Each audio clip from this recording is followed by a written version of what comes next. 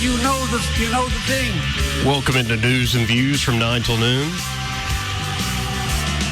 You know the thing, folks. You know the thing. It'd be nice to have a president that could finish that line. But it's not just about the president. It's about our members of Congress, our duly elected officials. You know, the more folks I meet who have worked within the halls of Congress, whether as representatives or as aides, legislative aides, support staff, you start to learn the Byzantine nature of this labyrinth of rules and regulations and traditions that, well, it doesn't seem the people of this country have much say about, despite how many times they may go and vote each cycle. And it's enough to drive us citizens mad, enough to say, you know, enough is enough. Fed up. Welcome into News and Views from 9 till noon, and I'm very excited today because we have quite a special guest. In fact, we have a whole team of folks here in the studio, but our special guest this morning is Izzy, Tim Israel. Tim, how are you? Izzy, how are you? Doing all right. How about yourself? I'm doing well. Now, to just give the headline, you are walking across this dear country of ours for term limits, and you started in the Florida Keys? The buoy at Key West, December 22nd in the evening. And you've made your way up Florida. You're now here in Alabama. This is just another stop on the long journey. That's correct. And where do you hope to end up? Cape Flattery, Washington, the northwest most point of the lower 48. Heck gum. And when you started this was it was your idea. It was you. That's correct. And so what leads you, before we kind of get into the cause, when you're watching politics, and I get in these moods as well when I watch it, what made you say, what the heck is going on with this country? Was there an event, sort of an inciting event in your own mind that made you say, what the heck is going on in this country? I just don't feel like if it was my job, I would have been let go or fired. And you watch it year after year after year, and it just seems to be getting, worse. And I felt like the accountability factor is not there. And I wondered what would be the one thing that would change it or start the change happening. And I feel like it's the fact that people, they hone into terms like politician and things like that. And I just want to say our legislative branch of government, to legislate means to make or create laws. And I don't feel like in this country anyone should have the capability of making laws for a lifetime. Right. And I feel like that is led to the corruptibility and the big money lobbying and the political action committees, where 97% of their money goes to the incumbents. The advantages of incumbency has damaged when they spend so much time trying to stay in office instead of address the issues of the people. So I decided to try to come up with something radical and take a year or so out of my life and maybe inspire change. If you don't mind me asking, how old are you? 51. 51. Were you political? My big donut eating co-host or sidekick over there is raising his fist. Y'all must be the same 50s, age. baby. All right. Now, were you political all your life? Were you focused on this all your life, or was there kind of a political awakening? No, I've never been political. I would say that my father was a educator for his career. He served the public school systems of Southwest Georgia, and I was a high school dropout. And then I've traveled with bands for years and years and years. So it's very the opposite of political, but right. I see it. Right. And all you need to do is take a look at it, and then you say to yourself, okay, I see what's wrong. Why hasn't it changed? How do we change it? Was it like 2008? I know that was a big moment for a lot of folks, seeing the elites essentially bail themselves out. That's right. And then in 2020, granted there wasn't a public pandemic, but still they let the education system hang and the working people hang, not knowing if school is going to start, how's it going to start, is it going to be remote, do we have IT people to support teachers that don't need to deal with technical problems while they're trying to teach history? Can we afford 1 year of a disruptive or faltered education for our children versus the other nations of the world? Right. And how could two working parents navigate, their jobs with maybe kids in second or third grade? And who quits? Do we lose health insurance? Right. Is our child going to school? Is it an A day, a B day? Are we going in the parking lot? Right. Those kind of things. And it's when people drop the posturing of, say, that's so much on cable news that are on airwaves like these often, and people have their beliefs. But when you get down to the basic things that Americans would like, it's what you just described. You're trying to go day to day. You're worried about family, worried about yourself, how you're going to put food on the table, how you're going to build the future. And I think there are a lot of ways to go about raising awareness to, okay, this system is rigged. The elites seem to be only concerned with themselves and their cronies and not concerned about everyday Americans worried about these things. And so sometimes folks say, join a political campaign. Like, Byron here is the one that reached out to me about you. Or join a cause, and that's great. You get other folks like me, I hop on the radio and open my big mouth and blather all day and hopefully try to raise some awareness while also entertaining. But you decided, hey, I'm going to walk to raise this cause. Could you walk me through kind of the why that? Why choose that way to go about things?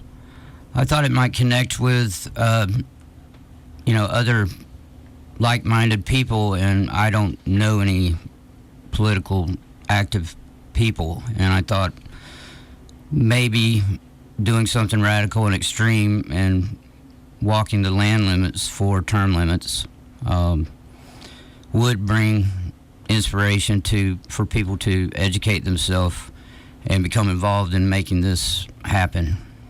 How do you prepare for something? Had you ever done a long trek before? No. So in your, just the basics, how did you decide, because you started this on your own, how did you prepare for this? I mean, is it really just basic supplies, these sorts of things? It's nothing like I thought it would be. I had a couple of friends.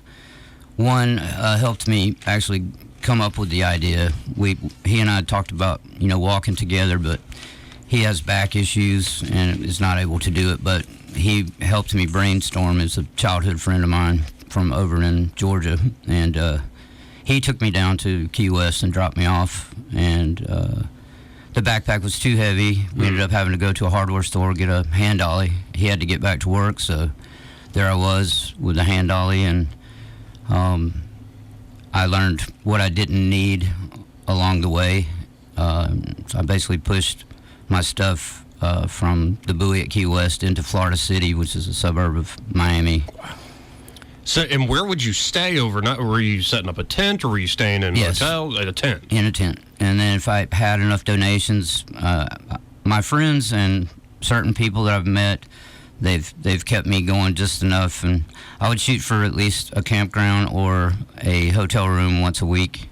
But the rest of the time, you're trying not to trespass and just start looking at the map topographically as the sun's going down, and try to get in the woods somewhere where you're not going to disturb anybody or be bothered yourself and not offend anybody. So. And again, folks, we're talking to Tim Israel, Izzy. He is walking the land limits for term limits. Fed up is one emotion, but I'm sure there are many when you kind of see what is being done in this country.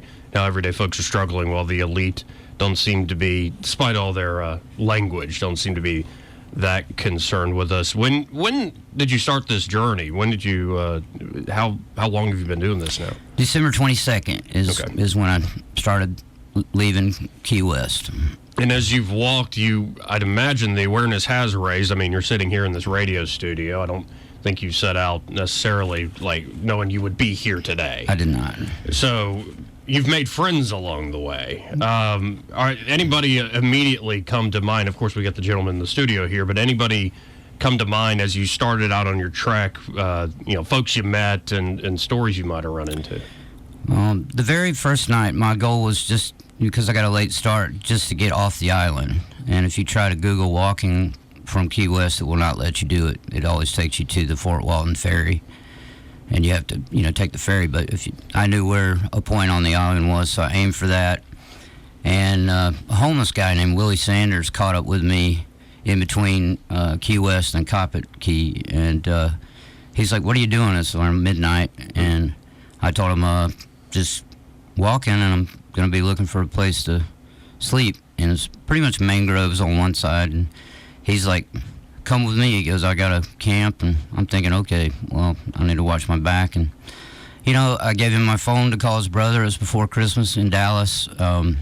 I told him, because he was not in the best of shape, I told him I'd pause, and I know there's a VA facility. He talked about being a vet, and I told him I'd take him back. If he was like, "No, I'm fine the way I am." And he didn't steal from me. We laid down together on the ground, and the next morning when he woke up, he said good morning, and he made me a cup of instant coffee and an empty Campbell soup can. Man, and are you a veteran? I am. When and how did you serve? I was a submariner, late 80s, early 90s. Okay. And so I'd imagine you see a lot of vets along the way. I do. Yeah. And it's that, I heard the other day, it's about having that next mission in life. And, to meet a stranger on the road and to trust somebody immediately. And, I mean, just hearing you talk about it, there's probably a little bit of anxiety. I just met this guy. Like, who knows what's going to happen? But I'd imagine whether it was him and you met other folks along the way as you continued. I have. And what is that like to kind of meet these strangers and you now will remember them probably for the rest of your life? It makes me always want to rethink my first intuition that you get programmed into from the media, and walking slows things down. Everybody's in a hurry now. They've taken pretty much the interaction with people with the mask. I was talking with Jeff the other day. I got to walk across the Troy campus, and it was a beautiful campus. It was really quiet, a lot of mask wearing, and a lot of it was somber kind of, right. As opposed to, we rode over to Auburn the other day to possibly do an interview, and it was a lot more lively there. People were right. out, smiling, and so just when you're walking, things slow down. And I invite people to remember we all share the same biology, and we all are flawed and have issues. Yeah, it's. I was just having a conversation this morning with someone saying that the mask and the the lockdowns, all the stuff, they're a physical thing. You literally wear a mask. You're literally stuck inside. But even as that's starting to loosen up in some states in our union, it's almost a psychological shielding and masking, and folks need to let them down. And I think it's amazing that just set out on this trek and you start to realize these things that. And, I have a pretty low footprint life by design. I'm here at the radio studio or I'm at home. Eddie can attest to that. He invites me all sorts of things. I'm like, no, I'm good.